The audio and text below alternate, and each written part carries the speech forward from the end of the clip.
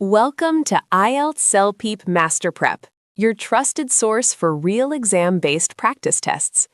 Every test you see here is inspired by current exam trends, and each one comes with full model solutions to help you master every section. Here's our daily schedule.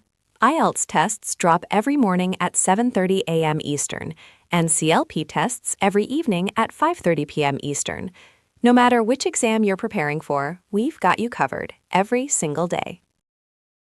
Are you ready for today's test? Give it your best shot and comment your score. The top 5 scorers will be featured in our monthly Achievers newsletter and awards. Want your name included? Let's begin. Section 1. You will hear a woman contacting a removal company for a house move quotation. First, you have some time to look at questions 1 to 10.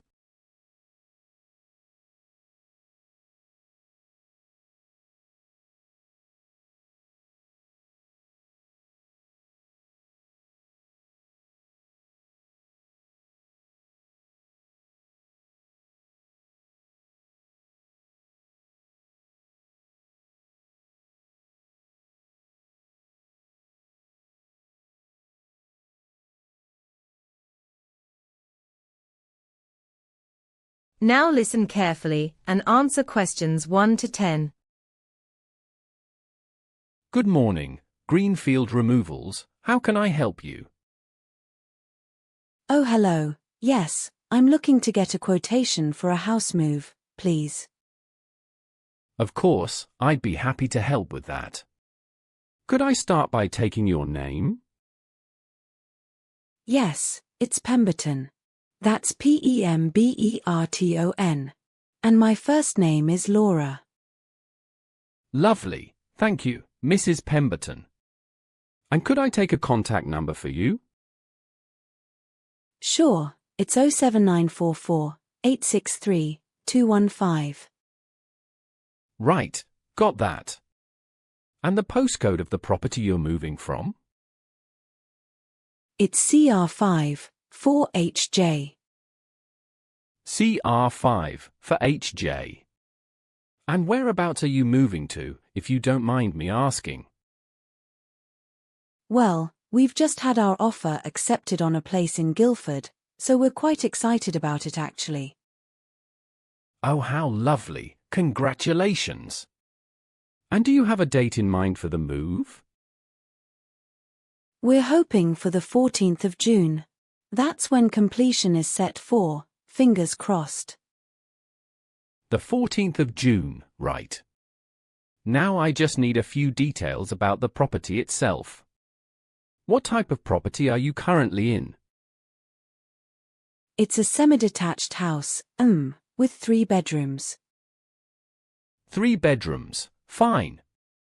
And would you say it's fairly fully furnished, or? Oh yes, very much so. We've been here about 12 years, so we've accumulated quite a lot, I'm afraid. Actually, there is one thing I should mention. We have a piano, an upright one, and I know that can be a bit tricky to move. Right, yes, pianos do require specialist handling. We'd send a team who are trained for that, so not to worry. Is there anything else particularly large or fragile? We do have a rather large fish tank, but my husband's planning to transport that himself in the car. Fair enough. Now, we offer different levels of insurance cover for the move. There's the basic package, which covers up to £10,000, or there's the premium option which goes up to £30,000 and includes cover for individual high-value items. Given that we've got the piano and some antique furniture, I think we'd better go with the premium option, just to be safe. Very sensible. Now, will you be moving straight into the new property, or will you need any storage? Actually, yes. There's some renovation work being done on the kitchen in Guildford, so we'll probably need to store some things. I'd say for about 2 weeks, if that's possible. Absolutely, that's no problem at all. We have a secure facility just outside Guildford, so that would actually work out quite conveniently for you. Oh, that does sound convenient. Now, just a couple more things, if you don't mind. Could I ask how you heard about us? Yes, it was through a colleague at work, actually. She used your company last year and said the service was excellent. That's wonderful to hear, thank you. Now, I'll need to arrange for one of our surveyors to visit the property to give you an accurate quote. What time of day would be best to reach you to arrange that, mornings or afternoons? Mornings would be best for me. I tend to be out and about in the afternoons with the children. Mornings it is. Right, well, I think that's everything I need for now, Mrs. Pemberton. We'll be in touch within the next couple of days to arrange that survey visit. That's brilliant. Thank you so much for your help. You're very welcome. Have a lovely day. Goodbye. Bye now. That is the end of section 1. You now have some time to check your answers to section 1.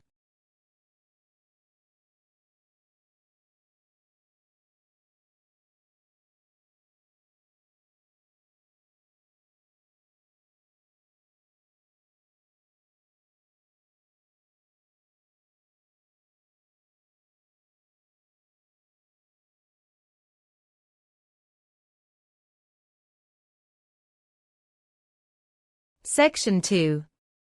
You will hear a transport authority officer explaining a new bus route network. First, you have some time to look at questions 11 to 20.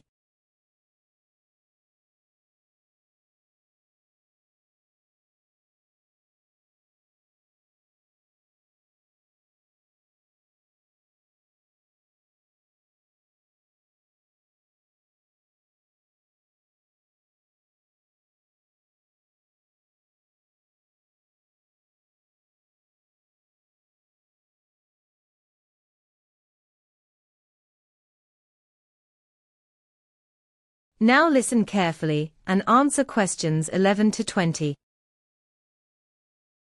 Good morning, everyone, and thank you for coming along to this public information session. My name is Karen Whitfield, and I'm the Regional Network Coordinator for Greendale Transport Authority.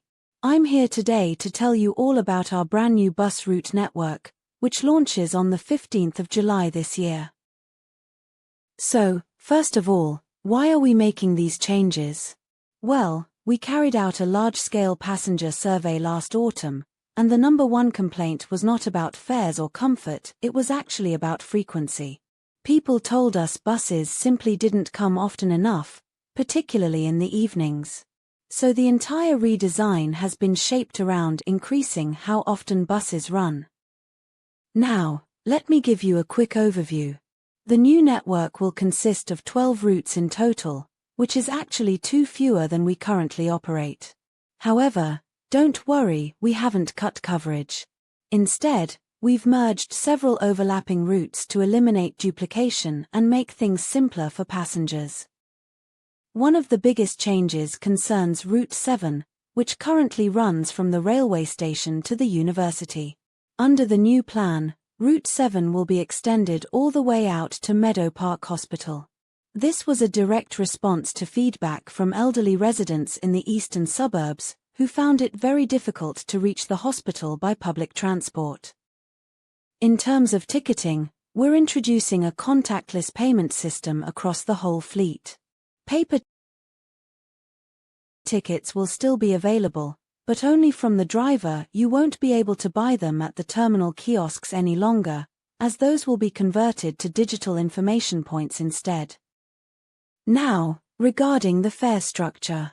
A single adult journey will cost £1.90, which is actually 10 pence cheaper than the current fare. And for regular commuters, we're offering an unlimited weekly pass for just £14. That's a saving of roughly 30% compared to buying daily returns. Let me now talk about some of the key stops and what passengers can expect at each. Starting with Central Station, this will serve as the main interchange hub.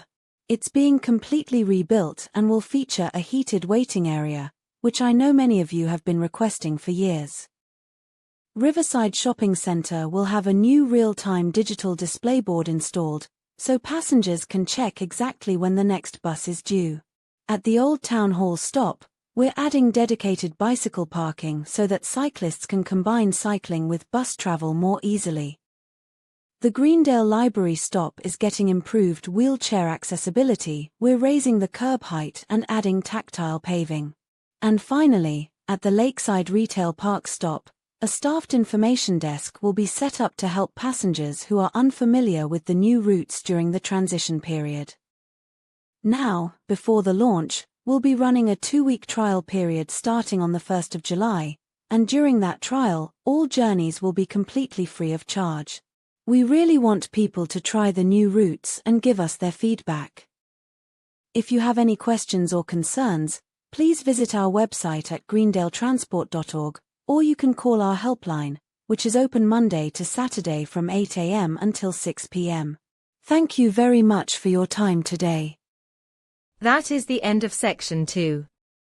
You now have some time to check your answers to Section 2.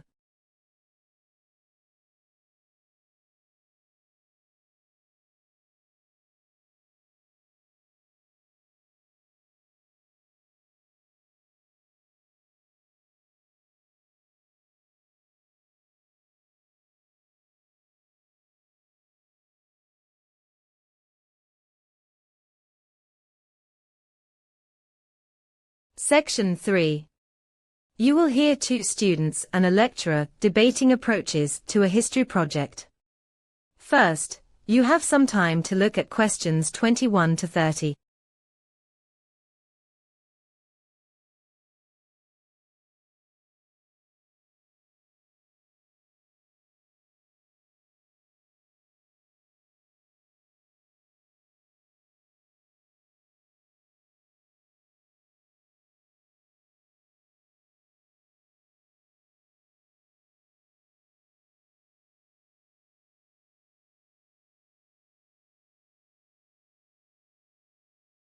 Now listen carefully and answer questions 21 to 30. Dr. Evans, thanks for meeting us. Sarah and I wanted to discuss our history project on the decline of the British textile industry. We've been going back and forth on the best approach. Of course. Where are you both at with it? Well, we initially planned to focus purely on economic factors, but after doing some preliminary reading, I think we should shift our focus to examine the social consequences instead. The human stories are far more compelling. I actually disagree. I think the strongest angle would be to compare the British experience with textile decline in other European countries. That comparative framework would give us a much broader perspective. Both are valid directions. But I'd recommend you combine the two, use the comparative framework but weave in the social impact throughout. That way, you satisfy the analytical requirements without losing the human element. That's a good compromise. Now, regarding primary sources, Tom, you were looking into those? Yes. I managed to get access to the factory inspection records from the 1960s through the National Archives. It took far longer than we'd planned, though. I spent nearly 3 weeks just on the archive requests. Archive work always takes longer than students expect. What about oral history sources? That's my area. We still need to do more research on the oral histories. I've only found 2 relevant collections so far, and I think there must be more held by local museums in Lancashire and Yorkshire. You're right. Contact the Helmshaw Mills Museum, they have an excellent oral history archive. Now, how are you structuring the written report? We've drafted an outline. The literature review was honestly the most challenging part of the whole process so far. There's an enormous amount of scholarship, and narrowing it down was really difficult. Agreed. But the methodology section turned out better than expected. Tom suggested using a mixed methods approach, and once we committed to that, the section practically wrote itself. Good. Now, for your presentation, are you planning to use visual materials? Yes, we found some striking photographs from the Bolton Evening News archive. We'd like to use those alongside statistical charts showing employment figures. Photographs are excellent for engagement, but make sure your statistical data is properly sourced. I'd suggest government employment surveys rather than newspaper reports for your figures. They carry more academic weight. That makes sense. What about the theoretical framework? We've been using Hobsbawm's model of deindustrialization. Hobsbawm is a solid foundation, but you should also engage with more recent scholarship. I'd specifically recommend looking at Jim Tomlinson's work. He challenges some of Hobsbawm's assumptions about the pace of industrial change. We actually came across Tomlinson's 2016 paper but weren't sure how central to make it. Make it central. His argument that decline was gradual rather than sudden is well supported and will strengthen your analysis considerably. It will also help differentiate your project from a purely Marxist reading. Right. And for the conclusion, should we attempt to draw parallels with current economic trends? Absolutely. Connecting historical decline to present-day debates about manufacturing and globalization would demonstrate excellent critical thinking. Just ensure you don't overreach, keep the contemporary references brief and well-evidenced. Understood. I think we have a clear path forward now. Thanks, Dr. Evans. You're welcome. Send me the revised outline by Friday and we'll take it from there. That is the end of section 3. You now have some time to check your answers to section 3.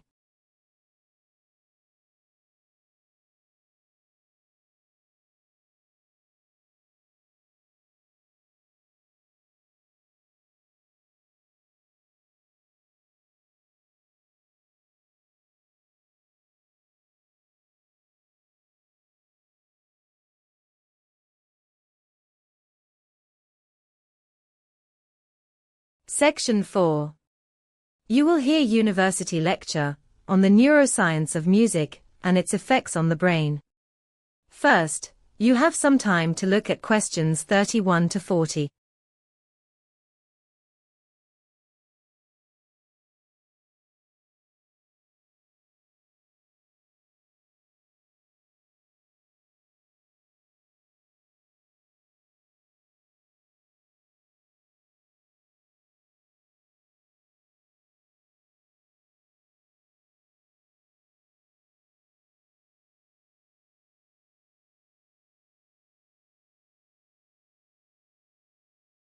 Now listen carefully and answer questions 31 to 40.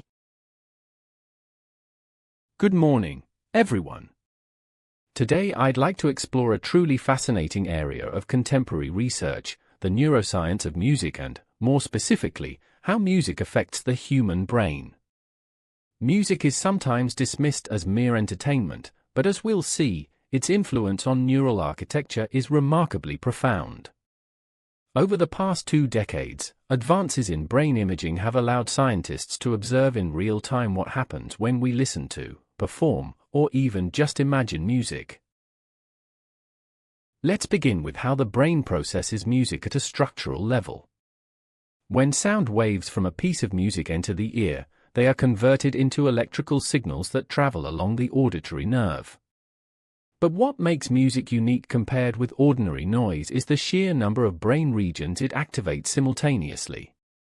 Researchers using functional MRI have shown that listening to music engages areas responsible for movement, memory, and emotion all at once.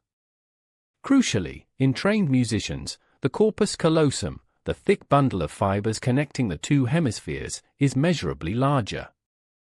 This enhanced connectivity allows information to travel between hemispheres with greater speed and through more diverse pathways. So we can say that sustained musical training fundamentally alters the brain's physical structure, particularly in terms of connectivity between regions.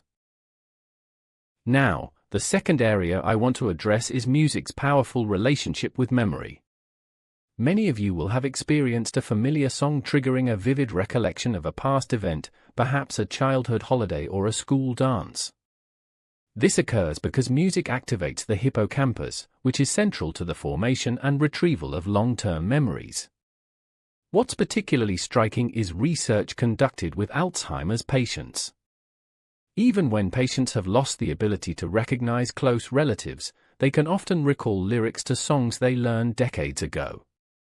Scientists believe this resilience is linked to the fact that musical memories are stored across distributed networks rather than in a single location.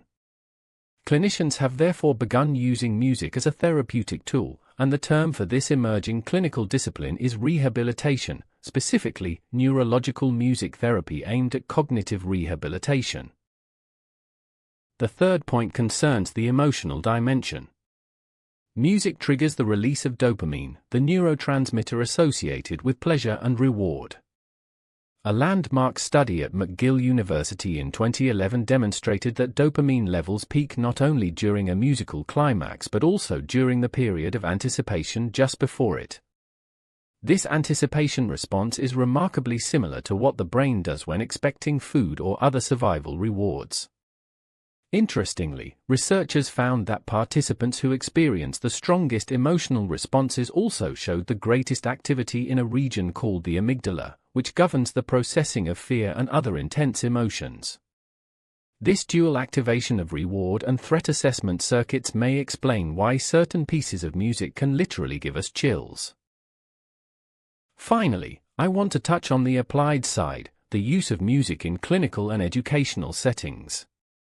In hospitals, controlled exposure to calming music before surgery has been shown to reduce patients' cortisol levels, cortisol being the primary stress hormone, by as much as 25%. This reduction often means patients require a lower dosage of anesthetic medication.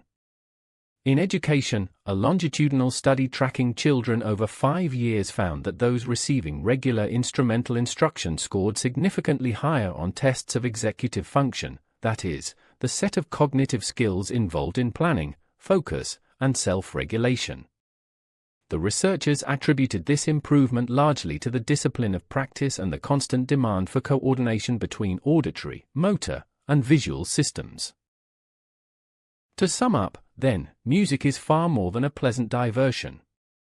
It reshapes brain structure, unlocks memories, modulates our emotional chemistry, and offers measurable benefits in both healthcare and learning. I suspect that in the coming years, the integration of music into therapeutic and educational programs will only accelerate. Thank you. I'll take questions now. That is the end of section 4. You now have some time to check your answers to section 4.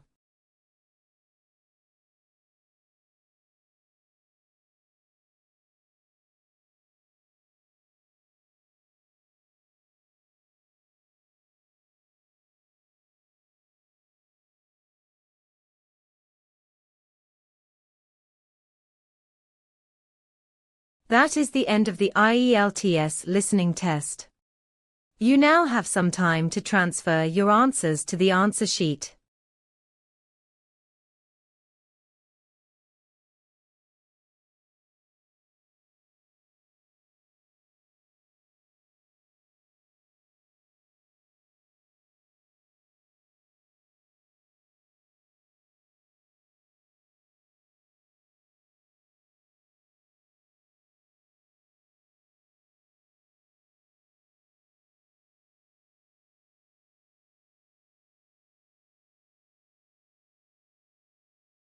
Before you go, don't forget to like this video, share it with other test takers, and subscribe so you never miss your daily IELTS and CELPEEP tests. Drop your score in the comments. Your name could be featured in our monthly Achievers newsletter. Stay consistent, stay focused, and keep leveling up with MasterPrep.